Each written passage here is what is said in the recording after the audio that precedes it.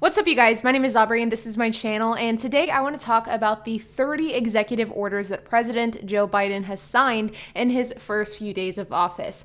I'm going to be breaking down the important executive orders that actually have an impact on you and your life, and then we're going to be talking about this elusive $1,400 check and what the chances of you actually receiving that check are. So let's get started. Anytime a new president takes office, the first few days are always filled with a flurry of executive orders. It happened with former President Barack Obama's administration, it happened with former President Donald Trump's administration, and it is currently happening with President Joe Biden's administration. We are seeing executive order after executive order signed, and he's only been into office for a few days. Now, the thing that's important to remember about executive orders is the fact that presidential powers are not all-encompassing when it comes to executive orders. There are things that they can authorize and other things that they cannot authorize. For example, a president does not have the authority to issue stimulus checks. So even if President Joe Biden wanted to send out $1,400 stimulus checks tomorrow to every eligible American, he simply does not have the authority to do that. The authority to issue those types of checks and those types of payments relies solely on Congress. In fact, this is called the power of the purse, and it explicitly says in the Constitution that this power is granted to Congress. So there are areas in which the president has no authority to sign executive orders on. And this is one of the reasons why, even though President Joe Biden promised everybody that he would get them $1,400 stimulus checks, this is why we haven't seen it, because it simply is not up to him. It's up to lawmakers. And he can implement executive orders that help push lawmakers into the right direction, but he does not have the power to do it on his authority alone. With that being said, let's go into some of these executive orders and what they mean for you guys and what they mean for COVID relief, because there are some substantial executive orders that do have some pretty significant impacts. So the first executive order that has a pretty significant impact, especially for those of you that have federally backed student loans, is the pause on federal student loan payments. So as you guys know, with the CARES Act, you didn't have to make payments on your student loans, and you also didn't incur any more interest on those student loans either.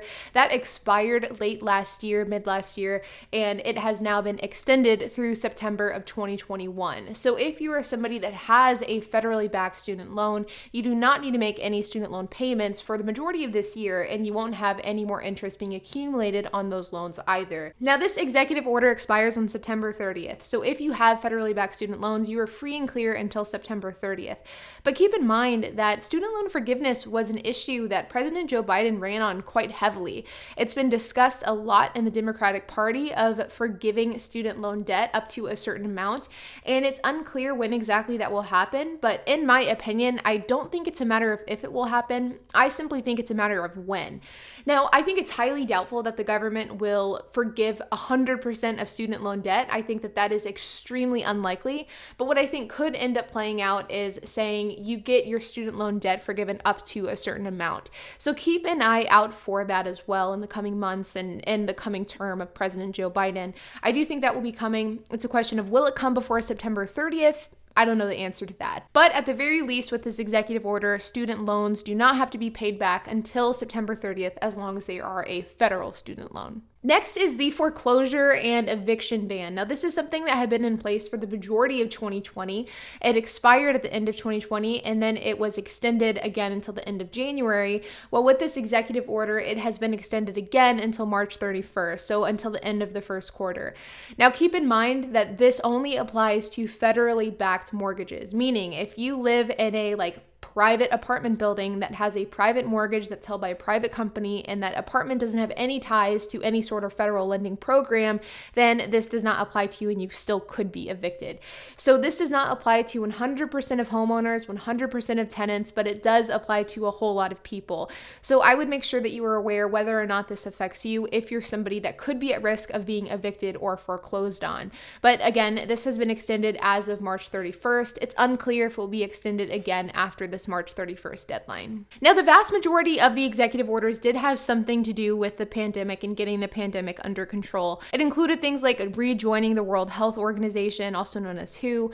It included a mask mandate for all federal property. It included a 100-day masking challenge to try to encourage people to wear masks for 100 days to see how it affects the curve of the pandemic and the rates of people getting sick.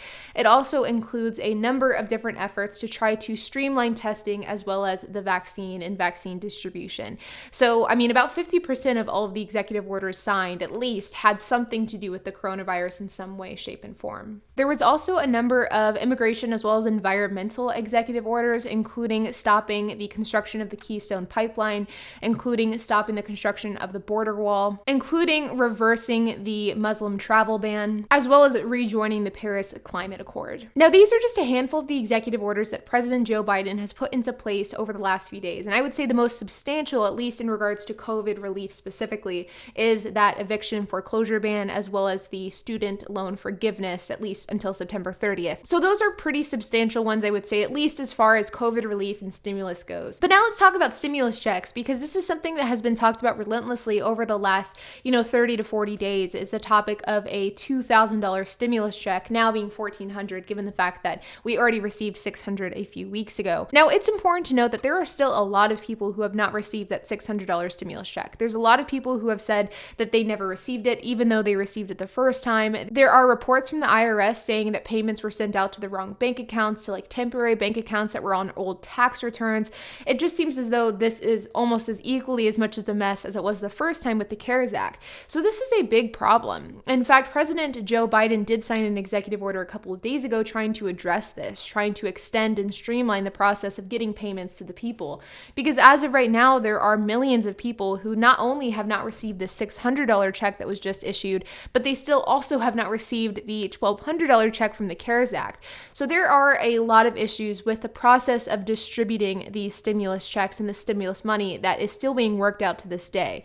With that being said, though, the question of $1,400 specifically and this $1.9 trillion package that President Joe Biden announced before he was sworn into office. And the answer is, I'm not entirely sure. I think that we will see a check in some way, shape, or form. We will see a third stimulus check, but will that stimulus check be $1,400? I'm not entirely convinced. I think it absolutely could, but I definitely think there's a chance that it will be negotiated down. The fact is that even though Democrats control the House, the Senate, and the presidential office, it doesn't mean that they get to just do whatever they want. And the fact is that they still need Republicans to sign on them on a number of key issues. And as of right now, there are a number of key Republicans that Democrats would need to sign on this bill that are currently starting to push back, saying that it's too much money, it's too large of a bill, it's too aggressive, and they really need those Republican lawmakers to step up and to vote in favor of the bill in order to pass it. So as of right now, I would say things are a bit up in the air. I would not expect to see anything in the coming weeks. I think maybe we would see something at the end of February, early March, but I think even that is maybe an aggressive timeline. But really, I'm interested in seeing how things play out in the coming weeks. Ultimately, I think we will see a stimulus check.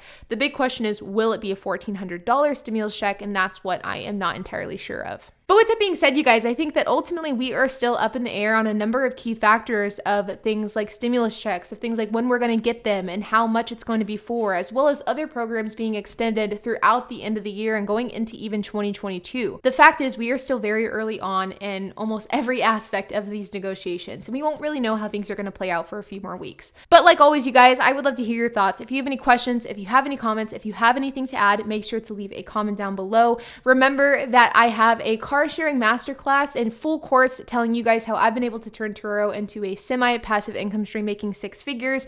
That course is currently on sale until the end of January. Once we hit February 1st, it is going to full price. So if you want it at a 50% discount, go check it out. I have the link in the description below. And while you guys are at it, make sure to hit that like button, hit that subscribe button, and hit that notification bell. And I'll see you guys in the next video.